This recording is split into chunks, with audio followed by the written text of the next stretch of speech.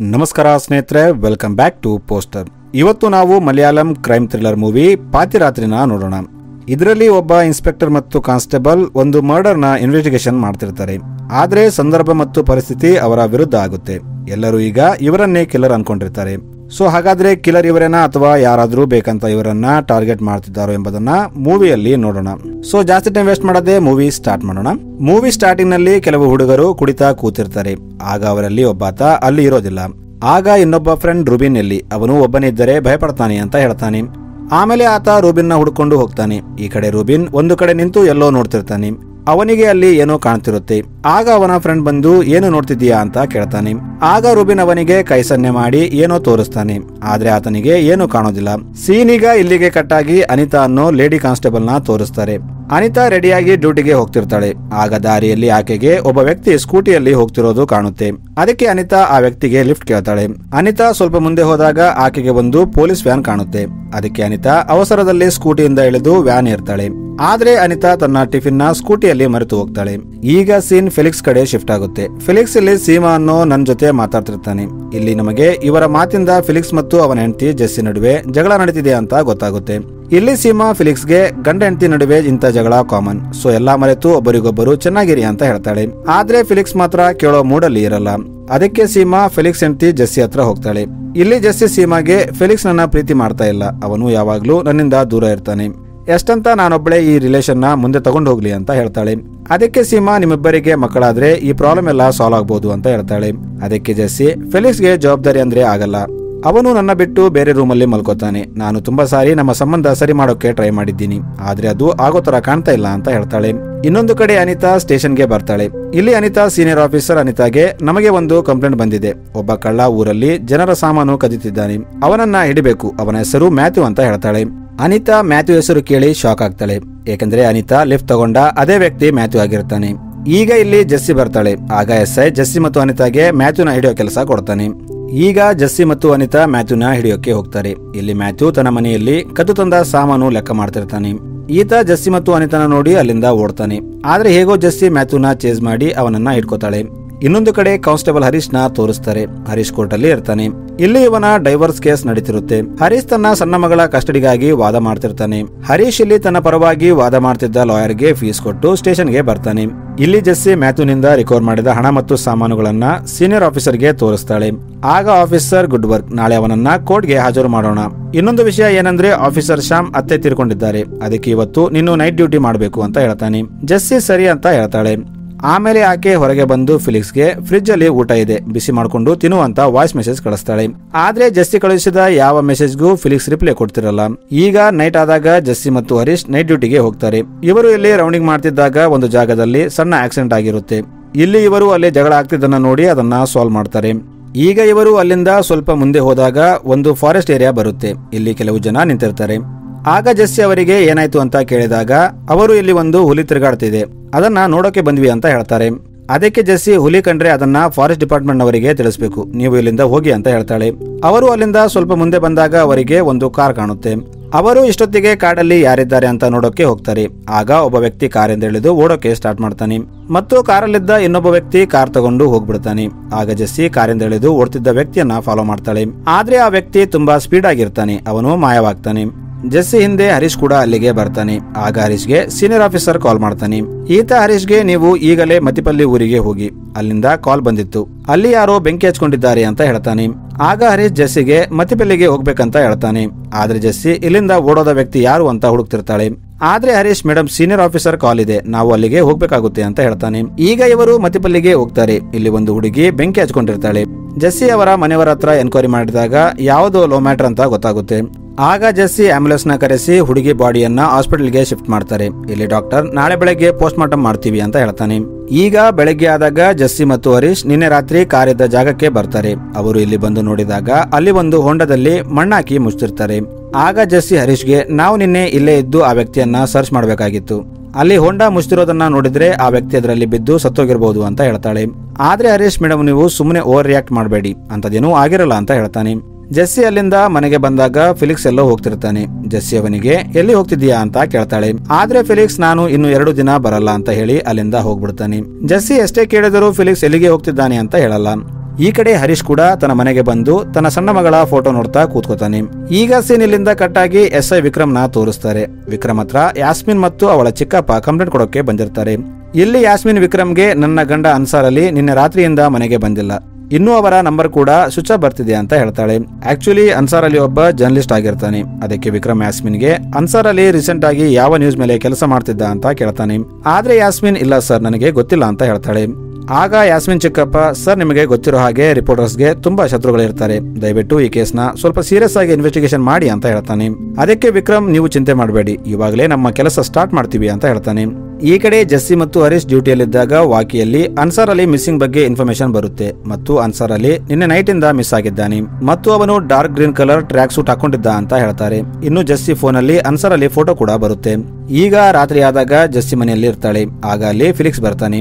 Felix ಜೆಸ್ಸಿಗೆ, ನಾನು ಒಂದು long ಹಾಲಿಡೇಗೆ ಹೋಗ್ಬೇಕು ಅನ್ಕೊಂಡಿದ್ದೀನಿ, ಅದಕ್ಕೆ ಆಫೀಸಲ್ಲಿ ರಜೆ ಕೇಳ್ತೀನಿ, ಅವರು ರಜೆ ಕೊಟ್ಟಿಲ್ಲ ಅಂದ್ರೆ ರಿಸೈನ್ ಮಾಡ್ತೀನಿ ಅಂತ ಹೇಳ್ತಾನೆ. ಅದಕ್ಕೆ ಜೆಸ್ಸಿ, ಜನ ಕೆಲಸ ಸಿಗ್ಲಿ ಅಂತ ಎಷ್ಟೆಲ್ಲ ಕಷ್ಟಪಡ್ತಾರೆ, ಆದ್ರೆ ನೀನು ನೋಡಿದ್ರೆ ಸಿಕ್ಕ ಕೆಲಸನ ಇಷ್ಟು ಈಸಿಯಾಗಿ ಬಿಡ್ತೀಯಾ ಅಂತ ಕೇಳ್ತಾಳೆ. ಆದ್ರೆ ಫಿಲಿಕ್ಸ್, ಇಲ್ಲ ನನಗೆ ಇಲ್ಲಿ ಇರೋಕ್ಕಾಗ್ತಿಲ್ಲ, ಅದಕ್ಕೆ ನಾನು ರಿಸೈನ್ ಕೊಟ್ಟು ಇಲ್ಲಿಂದ ಹೋಗ್ತೀನಿ ಅಂತ ಹೇಳ್ತಾನೆ. ಇಲ್ಲಿ ಜೆಸ್ಸಿಗೆ ಫಿಲಿಕ್ಸ್ ಆಲ್ರೆಡಿ ರಿಸೈನ್ ಮಾಡಿದ್ದಾನೆ ಅಂತ ಗೊತ್ತಾಗುತ್ತೆ. ಅದಕ್ಕೆ ಜೆಸ್ಸಿ, ನೀನು ಮೊದಲೇ ನಿರ್ಧಾರ ತಗೊಂಡಿರುವಾಗ ಮತ್ತೆ ನನ್ನನ್ನು ಯಾಕೆ ಕೇಳ್ತೀಯಾ ಅಂತ ಹೇಳ್ತಾಳೆ. ಈಗ ಮಾರನೇ ದಿನ ಹರೀಶ್ ಮೊನ್ನೆ ರಾತ್ರಿ ಆ ಕಾರಲ್ಲಿ ಯಾರಿದ್ರು ಅಂತ ತಿಳ್ಕೊಳ್ಳೋಕೆ ಆ ದಾರಿಯಲ್ಲಿದ್ದ CCTV ಫುಟೇಜ್ ನ ಚೆಕ್ ಮಾಡಿಸ್ತಾನೆ. ಆಗ ಅವನಿಗೆ ದಾರಿಯಲ್ಲಿ ಒಂದು ಆರ್ಗಾನಿಕ್ ಫಾರ್ಮ್ ನಲ್ಲಿದ್ದ CCTV ಕಾಣುತ್ತೆ. ಅವನು ಅದರ ಫುಟೇಜ್ ತಗೊಂಡು ಮುಂದೆ ಹೋಗ್ತಾನೆ. ಮುಂದೆ ಒಂದು ಫಾರೆಸ್ಟ್ ಡಿಪಾರ್ಟ್ಮೆಂಟ್ ಆಫೀಸ್ ಇರುತ್ತೆ. ಆಗ ಹರೀಶ್ ಒಳಗೆ ಹೋಗಿ ಅಲ್ಲಿದ್ದ ಲೇಡಿ ಆಫೀಸರ್ಗೆ CCTV ಫುಟೇಜ್ ಕೊಡುವಂತೆ ಹೇಳ್ತಾನೆ. ಆಗ ಲೇಡಿ ಆಫೀಸರ್, ನಾವು ನಿಮ್ಮ ಸ್ಟೇಷನ್ಗೆ ಬಂದಾಗ ನೀವು ಹೇಗೆ ಸೀನಿಯರ್ ಆಫೀಸರ್ ಲೆಟರ್ ತಗೊಂಡು ಬಾ ಅಂತ ಹೇಳ್ತಿರೋ ಅದೇ ರೀತಿ ನೀನು ಕೂಡ ನಿನ್ನ ಸೀನಿಯರ್ ಆಫೀಸರ್ ಪರ್ಮಿಷನ್ ತಗೊಂಡು ಬಾ ಅಂತ ಹೇಳ್ತಾಳೆ. ಆಗ ಹರೀಶ್ ಜೆಸ್ಸಿಗೆ ಕಾಲ್ ಮಾಡ್ತಾನೆ. ಜೆಸ್ಸಿ ಆ ಲೇಡಿ ಆಫೀಸರ್ಗೆ ಕಾಲ್ ಮಾಡ್ತಾಳೆ. ಆಗ ಆಫೀಸರ್ ಹರೀಶ್ಗೆ ಫುಟೇಜ್ ಕೊಡ್ತಾಳೆ. ಇನ್ನೊಂದು ಕಡೆ ಜೆಸ್ಸಿ ಅನ್ಸಾರ್ ಅಲಿ ವೈಫ್ ಯಾಸ್ಮಿನ್ ಹತ್ರ ಬರ್ತಾಳೆ. ಇಲ್ಲಿ ಆಕೆ ಯಾಸ್ಮಿನ್ಗೆ ಕೆಲವು ದಿನಗಳಿಂದ ಅನ್ಸಾರ್ ಬಿಹೇವಿಯರ್ ಹೇಗಿತ್ತು, ಅವನು ಯಾವುದಾದ್ರೂ ಟೆನ್ಷನ್ ಅಲ್ಲಿದ್ನಾ ಅಂತ ಕೇಳ್ತಾಳೆ. ಅದಕ್ಕೆ ಯಾಸ್ಮಿನ್, ಇಲ್ಲ ಹಾಗೇನೂ ಇಲ್ಲ, ಅಂತದ್ದೇನಾದ್ರೂ ಇದ್ರೆ ಅನ್ಸರ್ ನನಗೆ ಹೇಳ್ತಿದ್ದ ಅಂತ ಹೇಳ್ತಾಳೆ. ಈ ಕಡೆ ಹರೀಶ್ CCTV ಫುಟೇಜ್ ನೋಡ್ತಿದ್ದಾಗ ಅವನಿಗೆ ಒಂದು ಕಾರ್ ಕಾಣುತ್ತೆ. ಆಗ ಹರೀಶ್ ಆ ಕಾರ್ ನಂಬರ್ ತಗೊಂಡು ಈ ನಂಬರ್ ಯಾರ್ದು ಅಂತ ಸರ್ಚ್ ಮಾಡಿದಾಗ ಅದು ಅಂಜಲಿ ಅನ್ನೋ ಹುಡುಗಿದು ಅಂತ ಗೊತ್ತಾಗುತ್ತೆ. ಈಗ ಹರೀಶ್ ಜೆಸ್ಸಿ ಹತ್ರ ಬಂದು ಆ ಕಾರ್ ಅಂಜಲಿ ಅನ್ನೋ ಹುಡುಗಿದು ಅಂತ ಹೇಳ್ತಾನೆ. ಅದಕ್ಕೆ ಜೆಸ್ಸಿ, ನಾನು ಯಾಸ್ಮಿನ್ ನ ಭೇಟಿಯಾಗೋಕೆ ಹೋಗಿದ್ದೆ, ನನಗನಿಸುತ್ತೆ ಅವತ್ತು ರಾತ್ರಿ ಓಡೋಗಿದ್ದು ಅನ್ಸಾರ್ ಅಲಿ ಆಗಿರ್ಬೋದು ಅಂತ ಹೇಳ್ತಾಳೆ. ಅದಕ್ಕೆ ಹರೀಶ್, ಮೇಡಮ್ ಸ್ವಲ್ಪ ಮೆಲ್ಲಗೆ ಹೇಳಿ, ನಾವು ಏನು ಮಾಡಿಲ್ಲ, ಸುಮ್ಮನೆ ಡೌಟ್ ನಮ್ಮ ಮೇಲೆ ಬರುತ್ತೆ ಅಂತ ಹೇಳ್ತಾನೆ.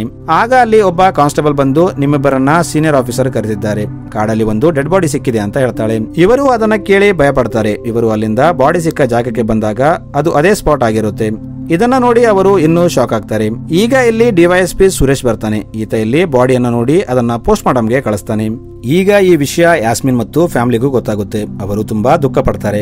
ಇನ್ನೊಂದು ಕಡೆ ಜೆಸ್ಸಿಗೆ ಟೆನ್ಷನ್ ಆಗ್ತಿರುತ್ತೆ. ಅದಕ್ಕೆ ಆಕೆ ಹರೀಶ್ಗೆ ಕಾಲ್ ಮಾಡಿ ಒಂದು ಕೆಫೆಗೆ ಕರೀತಾಳೆ. ಇಲ್ಲಿ ಜೆಸ್ಸಿ ಹರೀಶ್ಗೆ ಅವತ್ತು ರಾತ್ರಿ ಅವನು ನಮ್ಮಿಂದಾನೇ ಓಡಿ ಆ ಹೊಂಡದಲ್ಲಿ ಬಿದ್ದು ಸತ್ತೋದ ಅಂತ ಹೇಳ್ತಾಳೆ. ಅದಕ್ಕೆ ಹರೀಶ್, ಮೇಡಮ್ ಇದರಲ್ಲಿ ನಮ್ಮ ತಪ್ಪೇನೂ ಇಲ್ಲ, ನಾವು ನಮ್ಮ ಕೆಲಸ ಮಾಡ್ತಿದ್ವಿ, ಸುಮ್ಮನೆ ನೀವು ನಮ್ದೇ ತಪ್ಪಿರೋ ತರ ಮಾತಾಡಬೇಡಿ, ನನಗೆ ಇವತ್ತು ಕೋರ್ಟ್ ಹಿಯರಿಂಗ್ ಇದೆ, ನಾನು ಹೋಗ್ತೀನಿ ಅಂತ ಹೇಳ್ತಾನೆ. ಆಗ ಹರೀಶ್ಗೆ ತನ್ನ ಸೀನಿಯರ್ ಆಫೀಸರ್ ಕಾಲ್ ಮಾಡಿ ಜೆಸ್ಸಿ ಜೊತೆ ಸ್ಟೇಷನ್ಗೆ ಬಾ ಅಂತ ಹೇಳ್ತಾನೆ.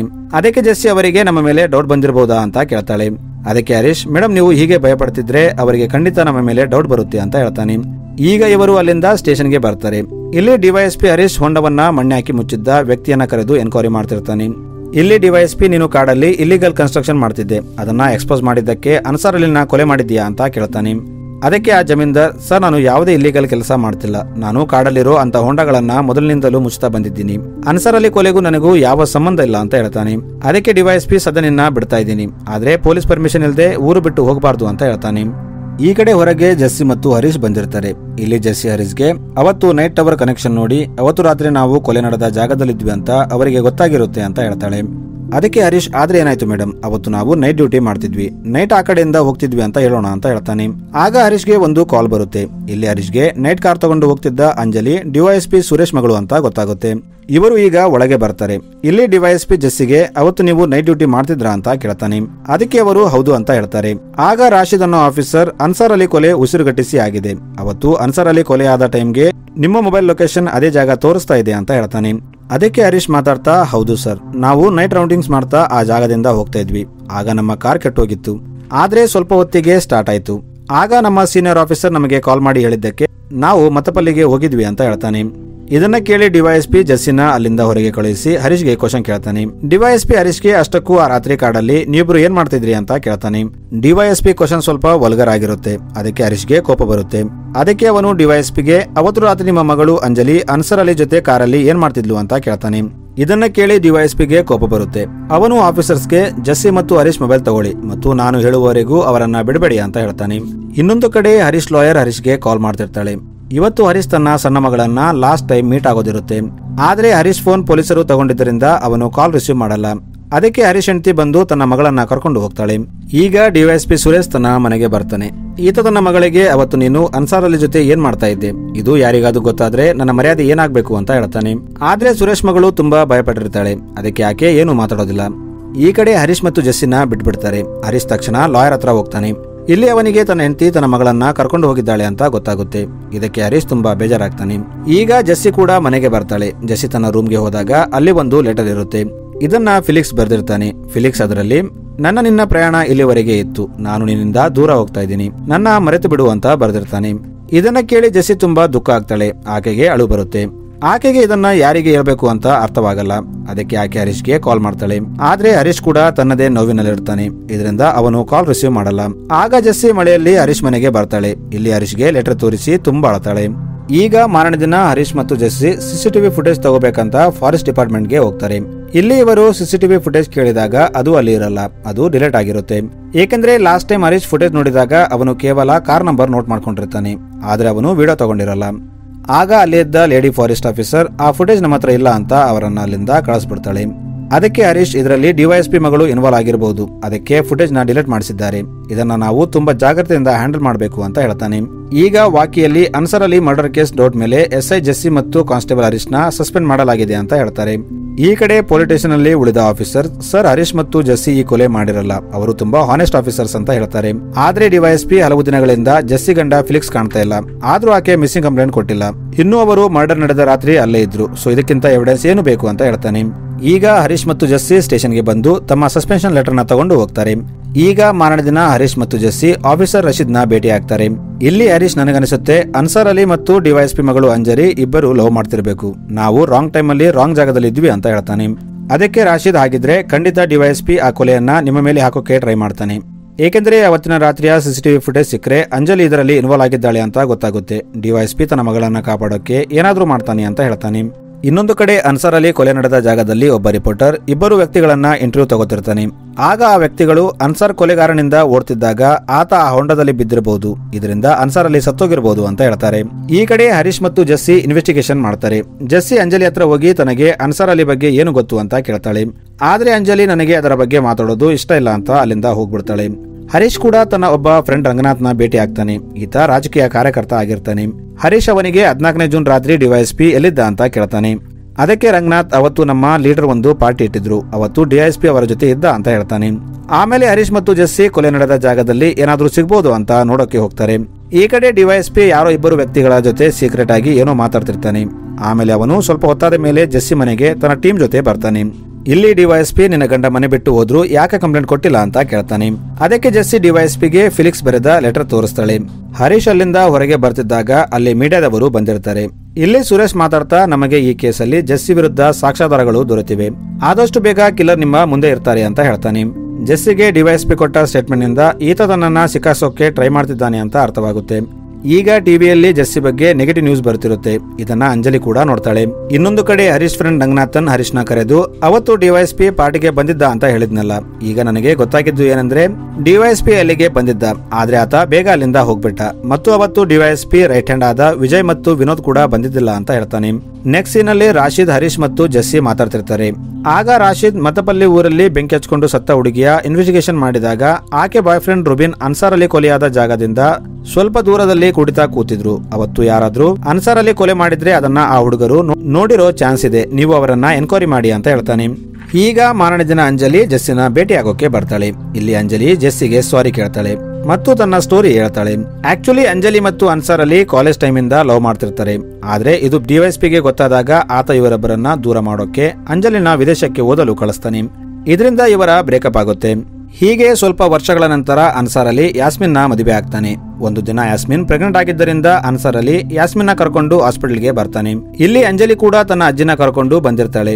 ಇಲ್ಲಿ ಅನ್ಸಾರ್ ಅಲಿ ಅಂಜಲಿನ ನೋಡಿ ಆಕೆ ಜೊತೆ ಮಾತಾಡ್ತಾನೆ. ಈಗ ಇವರು ಡೈಲಿ ಸಿಗ್ತಿರ್ತಾರೆ. ಒಂದು ದಿನ ಅನ್ಸಾರ್ ಅಲಿ ಅಂಜಲಿಗೆ ನಾವು ಮತ್ತೆ ಒಂದಾಗೋಣ, ನಾನು ನಿನ್ನ ತುಂಬಾ ಲವ್ ಮಾಡ್ತಿದ್ದೀನಿ ಅಂತ ಹೇಳ್ತಾನೆ. ಅದಕ್ಕೆ ಅಂಜಲಿ ಇಲ್ಲ ನೀನು ಮದುವೆ ಆಗಿದ್ದೀಯ ಅಂತ ಹೇಳ್ತಾಳೆ. ಅದಕ್ಕೆ ಅನ್ಸಾರ್ ಅಲಿ ನಾನು ಯಾಸ್ಮಿನ್ಗೆ ಡೈವರ್ಸ್ ಕೊಡ್ತೀನಿ ಅಂತ ಹೇಳ್ತಾಳೆ. ಇಲ್ಲಿ ಅಂಜಲಿ ಕೂಡ ಅನ್ಸಾರ್ ಅಲಿನ ಲವ್ ಮಾಡ್ತಿದ್ದರಿಂದ ಸರಿ ಅಂತ ಹೇಳ್ತಾಳೆ. ಆದ್ರೆ ಇವರು ಡೈಲಿ ತಿರುಗಾಡ್ತಿದ್ದರಿಂದ ಇದು ಡಿವೈಎಸ್ಪಿಗೆ ಗೊತ್ತಾಗುತ್ತೆ. ಅದಕ್ಕೆ ಅವನು ರೌಡಿಗಳನ್ನ ಕಳುಹಿಸಿ ಅನ್ಸಾರ್ ಅಲಿಗೆ ಓಡಿಸ್ತಾನೆ. ಇದು ಅಂಜಲಿಗೆ ಗೊತ್ತಾದಾಗ ಅವತ್ತು 14 ಜೂನ್ ನೈಟ್ ಆಕೆ ಅನ್ಸಾರ್ ಅಲಿನ ಫಾರೆಸ್ಟ್ ಏರಿಯಾದಲ್ಲಿ ಭೇಟಿಯಾಗೋಕೆ ಕರೆದಿರ್ತಾಳೆ. ಇವರು ಇಲ್ಲಿ ಮಾತಾಡ್ತಿದ್ದಾಗ ಅಲ್ಲಿ ಹರೀಶ್ ಮತ್ತು ಜೆಸ್ಸಿ ಬರ್ತಾರೆ. ಇವರನ್ನ ನೋಡಿ ಅನ್ಸಾರ್ ಅಲಿ ಅಲ್ಲಿಂದ ಓಡ್ತಾನೆ. ಆದ್ರೆ ಅಂಜಲಿ ಕಾರಲ್ಲಿ ಅಲ್ಲಿಂದ ಹೋಗ್ಬಿಡ್ತಾಳೆ. ಆದ್ರೆ ನೆಕ್ಸ್ಟ್ ಡೇ ನ್ಯೂಸ್ ನಲ್ಲಿ ಅನ್ಸಾರ್ ಅಲಿ ಹೊಂಡದಲ್ಲಿ ಬಿದ್ದು ಸತ್ತೋದ ಅಂತ ನ್ಯೂಸ್ ಬರುತ್ತೆ. ಇದೆಲ್ಲ ಸ್ಟೋರಿ ಹರೀಶ್ ಮತ್ತು ಜೆಸ್ಸಿ ವಿಕ್ರಮ್ಗೆ ಹೇಳ್ತಾರೆ. ಇಲ್ಲಿ ರಾಶಿದ್ ಕೂಡ ಇರ್ತಾನೆ. ಈತ ವಿಕ್ರಮ್ಗೆ ಸರ್ ಹರೀಶ್ ಮತ್ತು ಜೆಸ್ಸಿ ಅಂತವರಲ್ಲ, ಇದರ ಹಿಂದೆ ಸುರೇಶ್ ಇರಬಹುದು ಅಂತ ಹೇಳ್ತಾನೆ. ಏಕೆಂದ್ರೆ ಸುರೇಶ್ಗೆ ಅನ್ಸಾರ್ ಅಲಿ ಮತ್ತು ಅಂಜಲಿ ಲವ್ ಅಫೇರ್ ಇಷ್ಟ ಇರಲ್ಲ. ಅದಕ್ಕೆ ವಿಕ್ರಮ್ ಬರೀ ಇಷ್ಟೇ ಇನ್ಫಾರ್ಮೇಶನ್ ತಗೊಂಡು ನಾವು ಏನು ಹೇಳೋಕ್ಕಾಗಲ್ಲ, ನಮಗೆ ಡಿವೈಎಸ್ಪಿ ವಿರುದ್ಧ ಇನ್ನೂ ಎವಿಡೆನ್ಸ್ ಬೇಕು ಅಂತ ಹೇಳ್ತಾನೆ. ಅದಕ್ಕೆ ಈಗ ಇವರು ಡಿವೈಎಸ್ಪಿ ಸುರೇಶ್ ವಿರುದ್ಧ ಆಧಾರಗಳನ್ನ ಹುಡುಕ್ತಿರ್ತಾರೆ. ಆಗ ಇವರಿಗೆ 7-8 ವರ್ಷಗಳ ಕೆಳಗೆ ಸುರೇಶ್ ಹತ್ರ ಒಬ್ಬ ಡ್ರೈವರ್ ಇದ್ದ. ಆ ಟೈಮಲ್ಲಿ ಅವರು SI ಆಗಿದ್ರು. ಆದ್ರೆ ಡ್ರೈವರ್ ಸಹದೇವ್ ಅಚಾನಕ್ ಆಗಿ ಹೇಳದೆ ಕೇಳದೆ ಡ್ಯೂಟಿ ಬಿಟ್ಟು ಹೋಗಿದ್ದ ಅಂತ ಹೇಳ್ತಾರೆ. ಆಗ ಇವರು ಸಹದೇವ್ನ ಹುಡ್ಕೊಂಡು ಅವನ ಊರಿಗೆ ಹೋಗ್ತಾರೆ. ಇಲ್ಲಿ ಸಹದೇವ್ ಇವರಿಗೆ ಸುರೇಶ್ ಸರ್ ತುಂಬಾ ಇಲ್ಲಿಗಲ್ ಕೆಲಸ ಮಾಡ್ತಿದ್ರು, ಅದಕ್ಕೆ ನಾನು ಕೆಲಸ ಬಿಟ್ಟೆ ಅಂತ ಹೇಳ್ತಾನೆ.